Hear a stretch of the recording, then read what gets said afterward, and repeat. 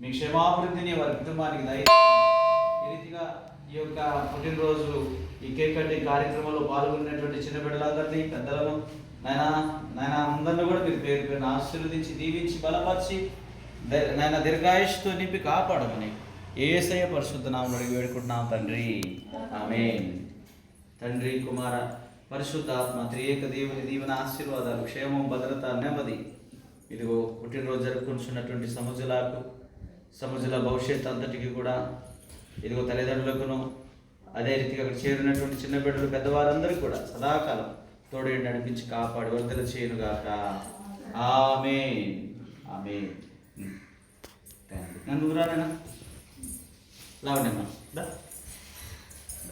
photo దీమా